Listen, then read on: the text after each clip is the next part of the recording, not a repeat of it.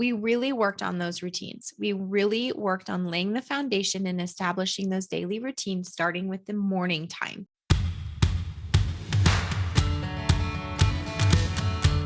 Hey, sweet mama. Welcome back to another episode of Mom in Process. As always, I'm your host and creator, Amy Cawthron.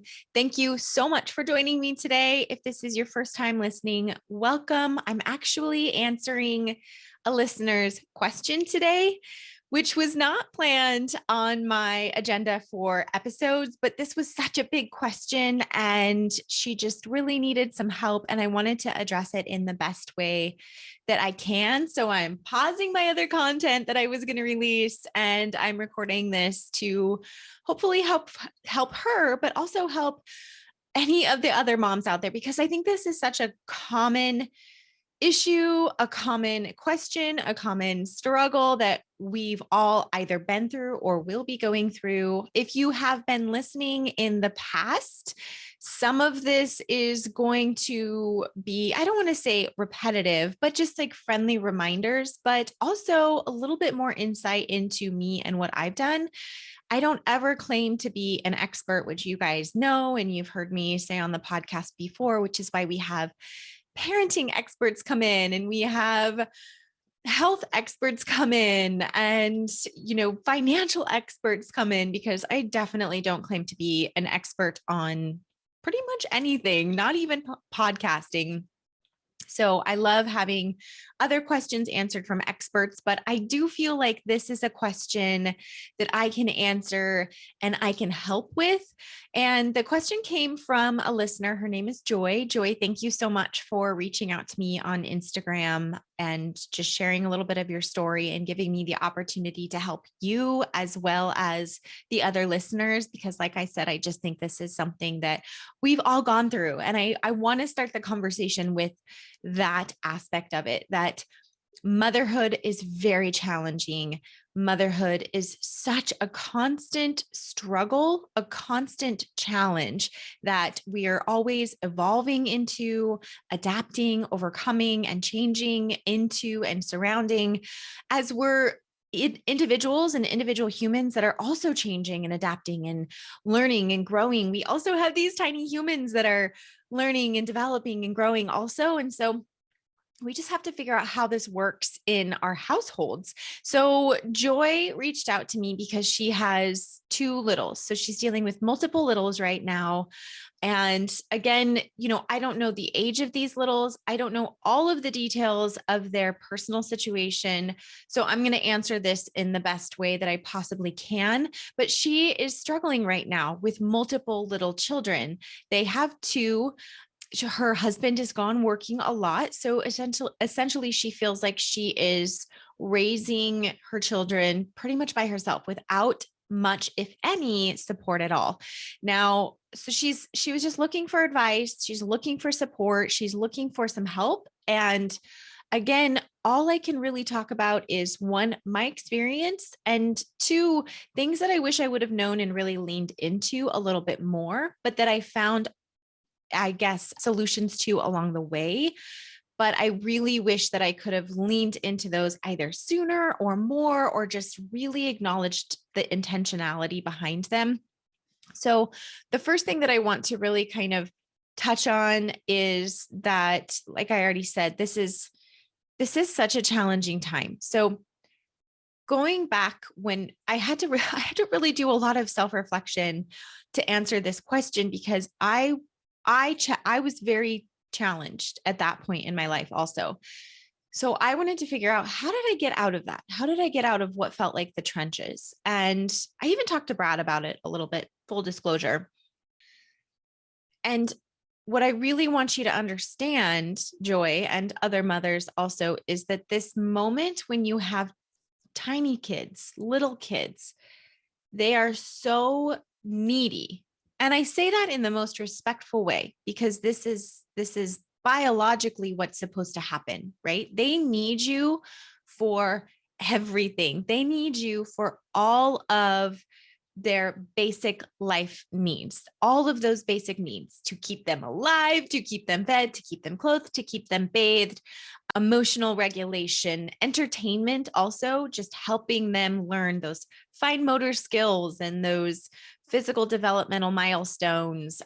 Especially if you're nursing a baby, you are nourishing, feeding constantly, changing diapers, rubbing on lotion, just all of those things. But especially when they're so young, they're not self-sufficient at all. I mean, they pretty much can't make any of their own food.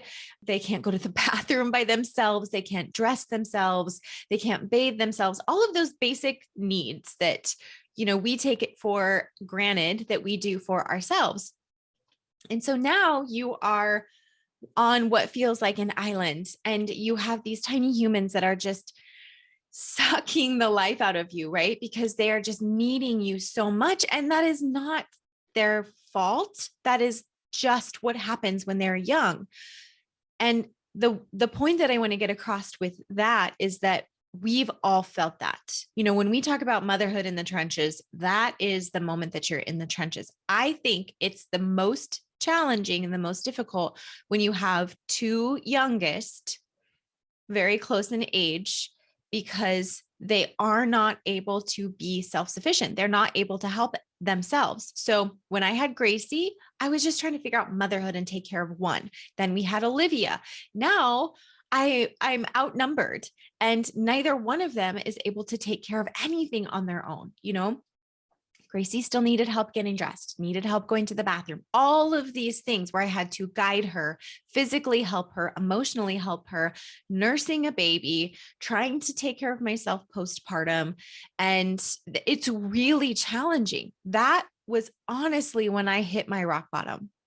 I hit my rock bottom after we had Olivia, and we had two little kids. So now you have multiple children. Now, when we had Lily, Gracie was a little bit older. There was a little bit of an age gap between Olivia and Lily. So Olivia was able to even help out a little bit. She was able to help herself out. Gracie was able to help me with the baby. She could feed her a bottle if I needed her to.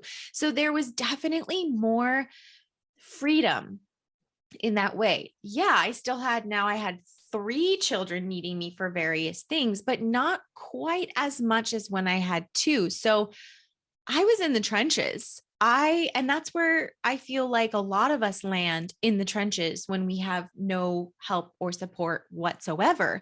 And I want everybody to understand too, something that's interesting, at least maybe about my situation, but we just have to keep in mind about other people too when we start judging or thinking about other people's situations, is that I hit my rock bottom when I was living with my parents.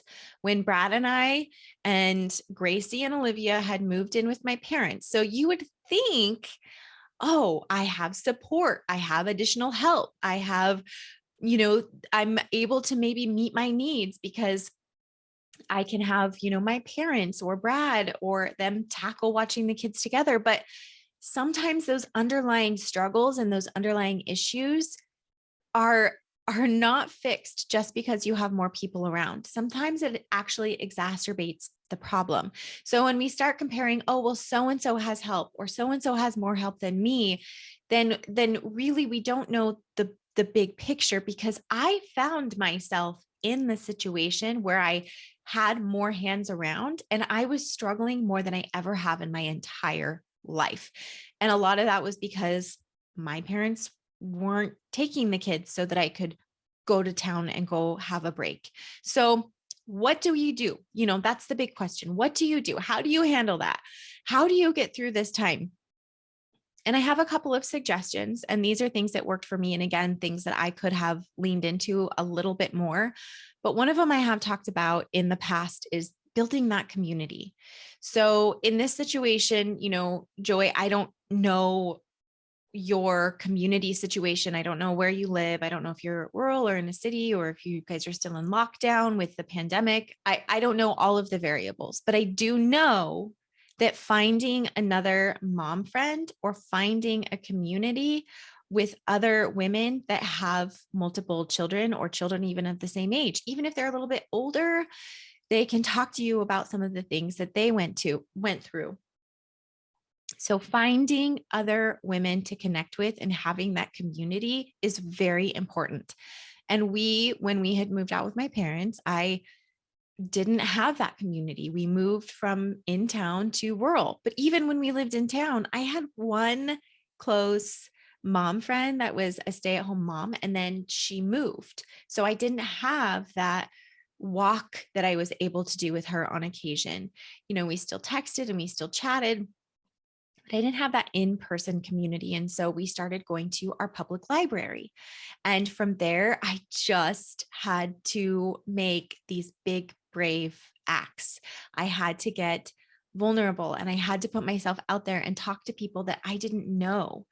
And over time, I started to get to know these people. But one thing that I have found is that sometimes moms and women are very protective of their heart space.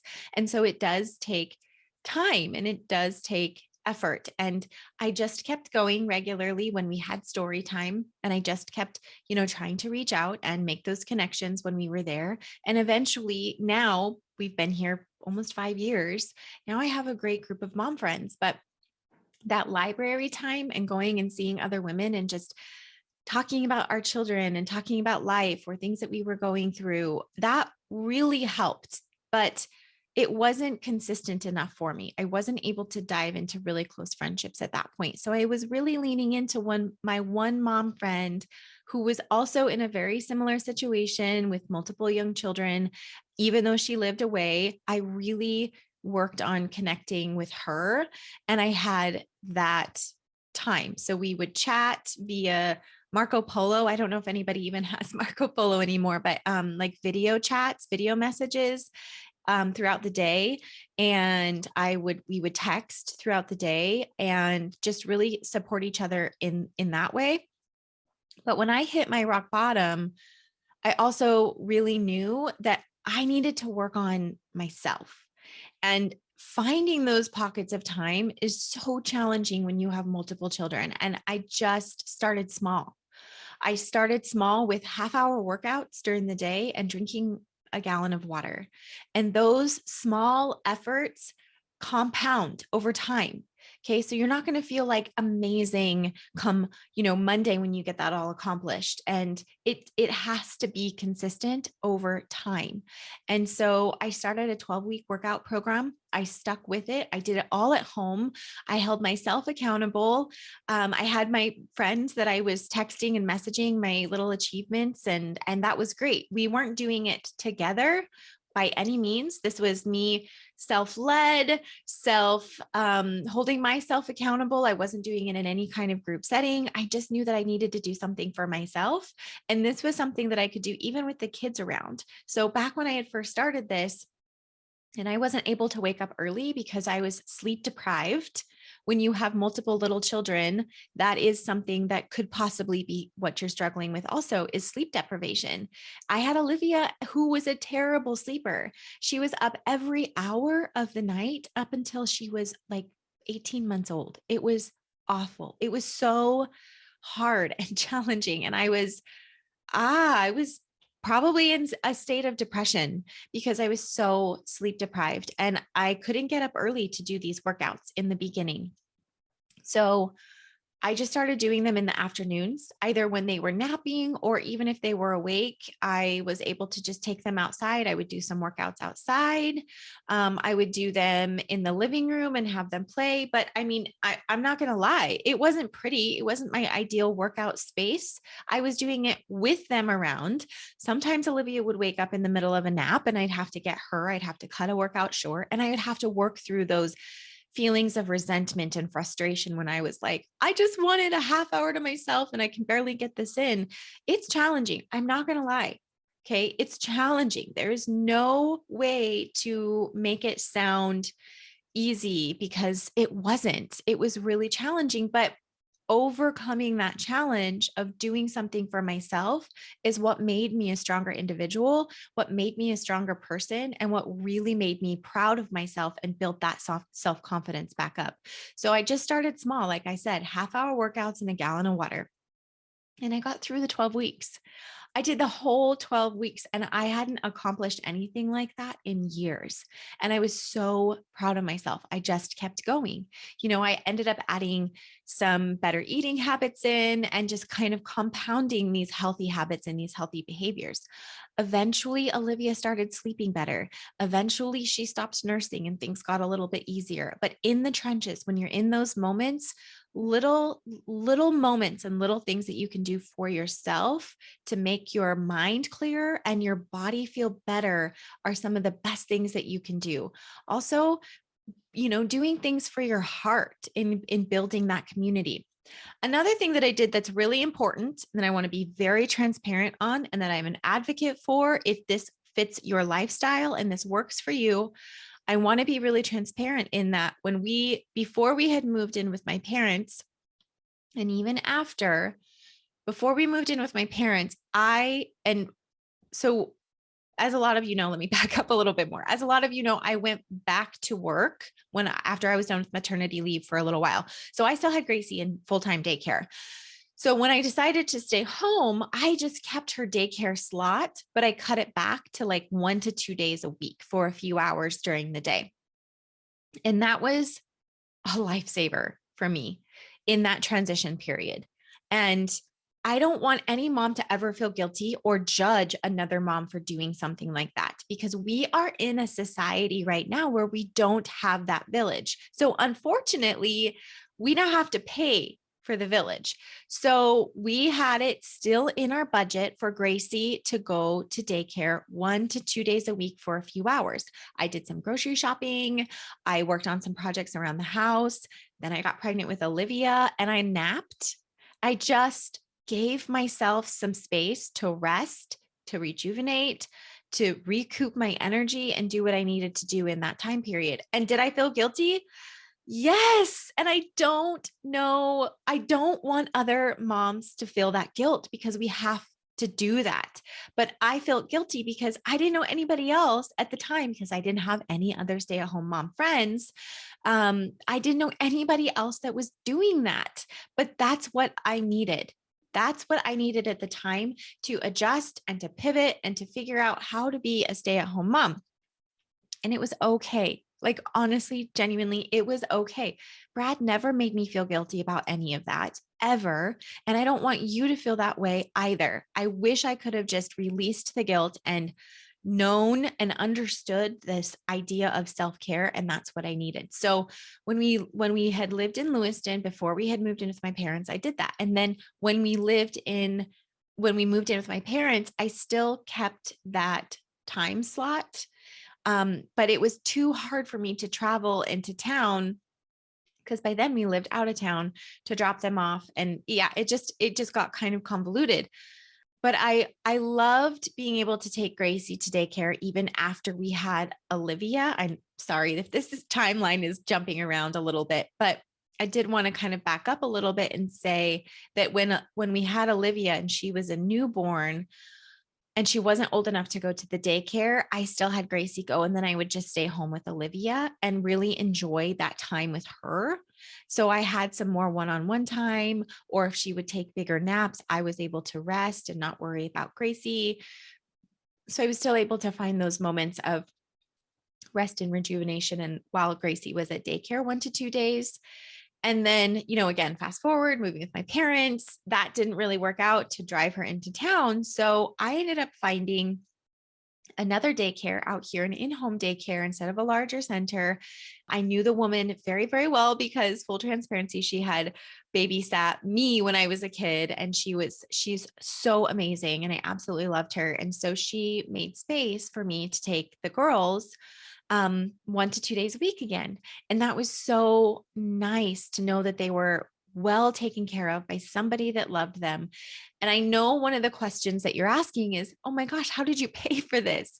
Well, for us, and everybody's situation is different. Everybody's situation is unique, but we made it a priority because I told Brad that this was something I needed.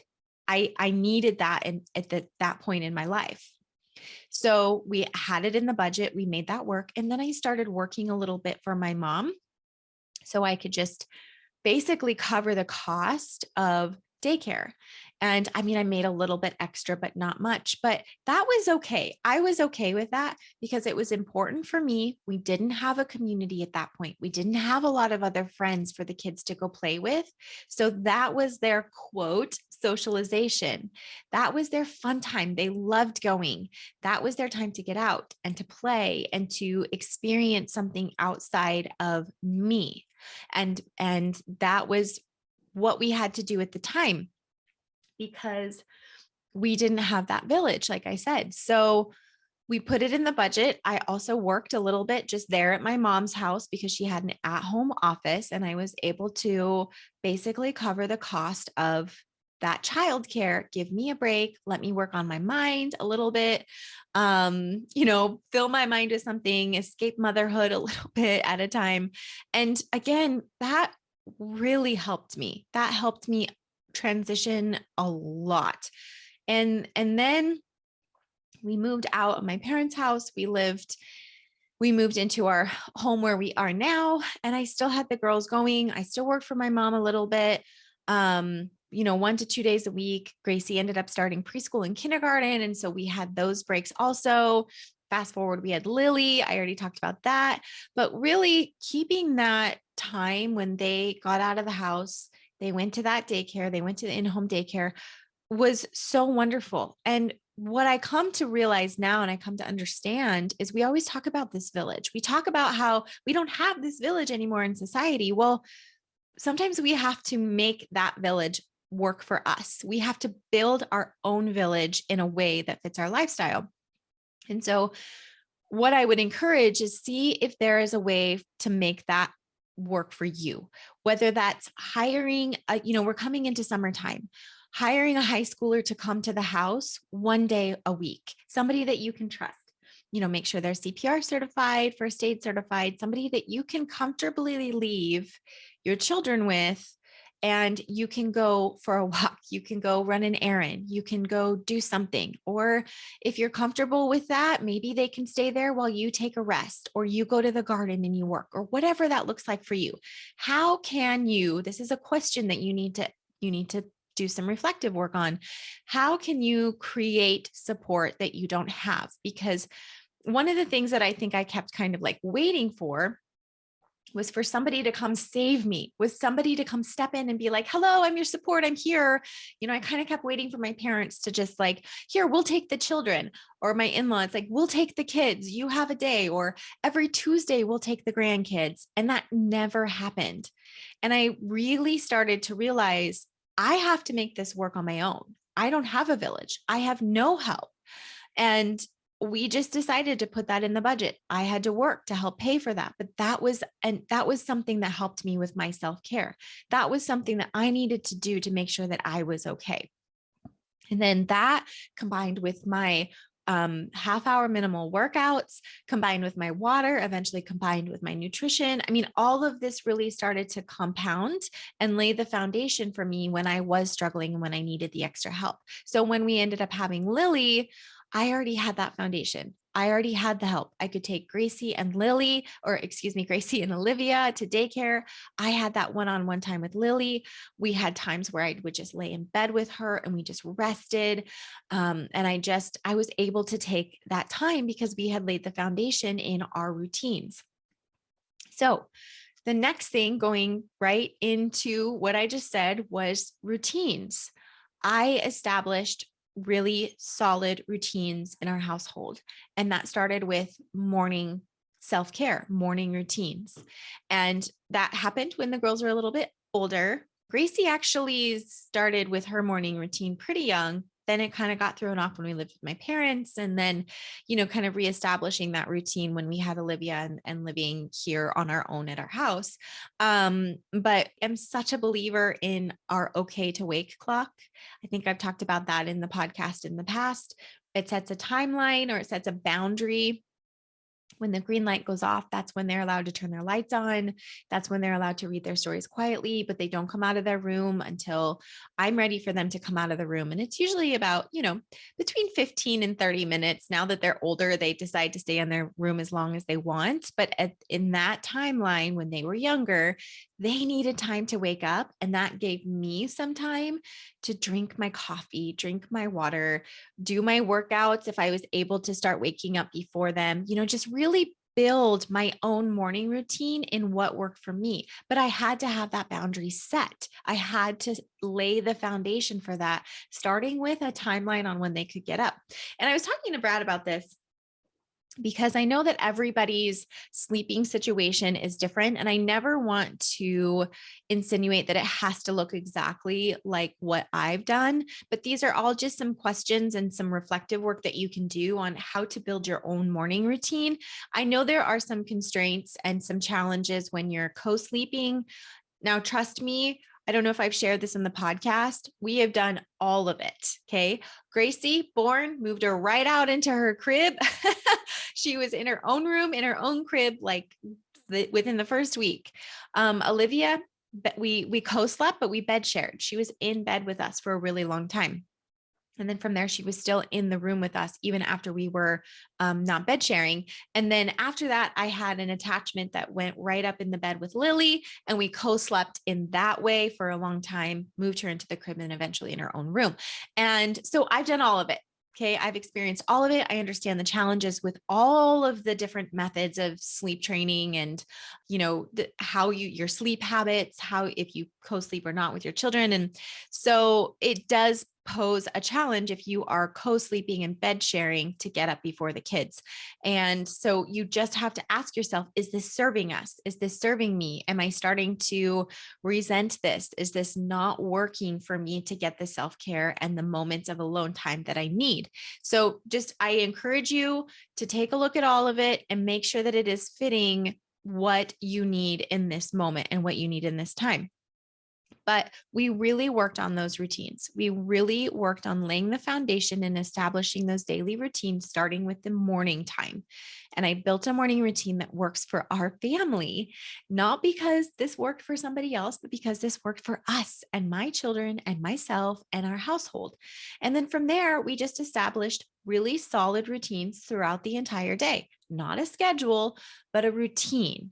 And I do have timestamps where we eat lunch at a certain time and dinner at a certain time, but the rest of it is just more routine based. And that really helped me know what to expect. That helped me know what to expect in my weeks. It even went into like every Thursday, we were going to go to the library. Now we have movie Mondays, free choice Fridays. So we just know that these are some of the things that we're going to be doing throughout the week. And then the kids have an expectation as well. And we just knew every Thursday we're going to get out of the house. We're going to see friends. We're going to go to the library, check out books. That was kind of like our outing for the week. If we needed that to be our only outing, especially with a newborn, it was so easy to go to the library. But establishing those routines and starting with something first thing in the morning, that really helped. But I hope that these ideas help you. I hope that this encourages you in knowing that it doesn't have to be big monumental changes, because to be really honest, there isn't a quick fix solution. Okay. Let's just put that out there.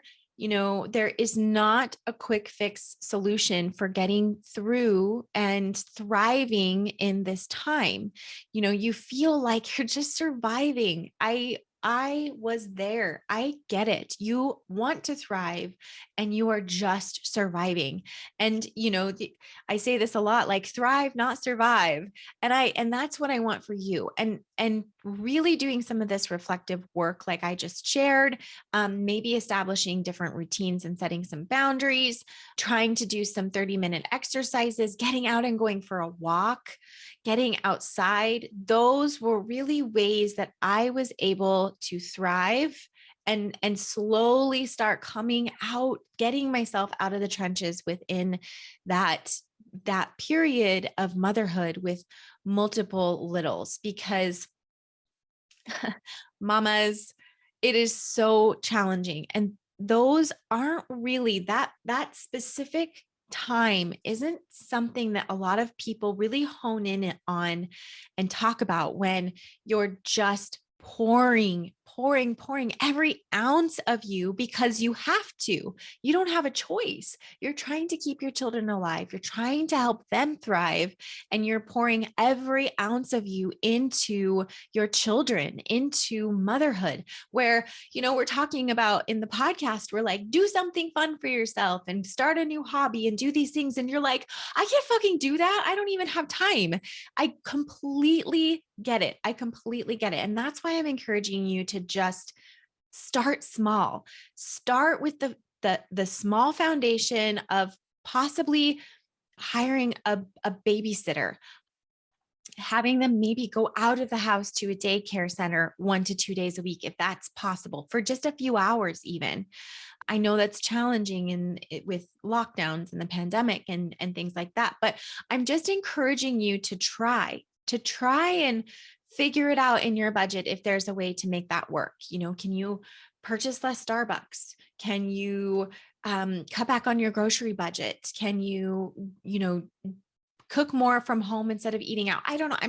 I'm not insinuating by any way, shape, or form that you're making bad decisions or you're making wrong choices or whatever. I'm just saying, is there little things that you can tweak within your budget to maybe make space for that, to ask for help if you do have other people around you or that community, working on a 20 to 30-minute workout, working on trying to go for a walk, putting yourself out there in vulnerable situations to meet other moms at the library or other free public events where other moms would be hanging out.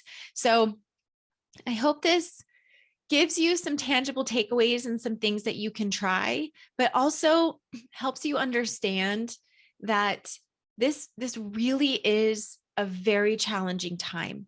And there isn't a way around that. There isn't any way to say that your feelings aren't real, okay? Because it's absolutely real. That everything you're feeling is what we've all felt in those moments, because they are needing you for everything. All of those, basic life needs, they are needing you for. And you have to pour into them. That's your job. That's your role. And instead of you working and then having somebody else take care of that for you throughout the day, you're in charge of all of it 24/7. And then if you don't have a spouse that is around very much, if they're working a lot, oh man, it's tenfold. Okay. It's really you don't get that break and you don't get that reprieve. So just understand and give yourself some grace when you need those moments of pause. And your self-worth is not focused around the to-do list and the things that you're getting accomplished. If all you did that day was keep your children alive, you have done so much. You don't have to start a new hobby right now. You don't have to get all of the projects around the house done right now. This moment will pass. This phase that the children are in when they are so little will pass. They will eventually be able to clothe themselves, bathe themselves, go to the bathroom by themselves, make a peanut butter and jelly sandwich themselves. If they're hungry, okay, go to the pantry and get some crackers. If you're hungry, get an apple. I promise you, those things will be able to happen. And it just takes some time. It just takes getting through these moments with intentionality and doing the reflective work like I've suggested in a couple of these other areas to hopefully get some help you give yourself some space, give yourself some time, and just understand that grace is needed in these moments.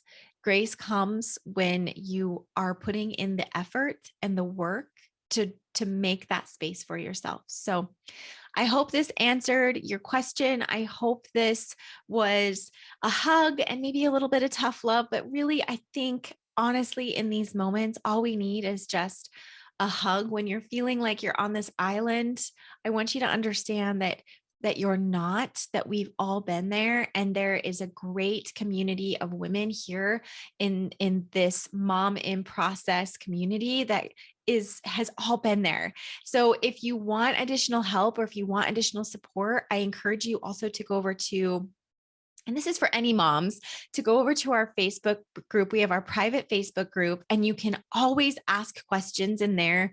You can always share your struggles or things that you're going through and seek guidance and help in a private community where we are willing and happy to share what we've done, because what I've done is maybe not what everybody else has done that works for them. So I love that we all get to collaborate, we all get to share, we all get to help support and just love one another and understand this is a journey.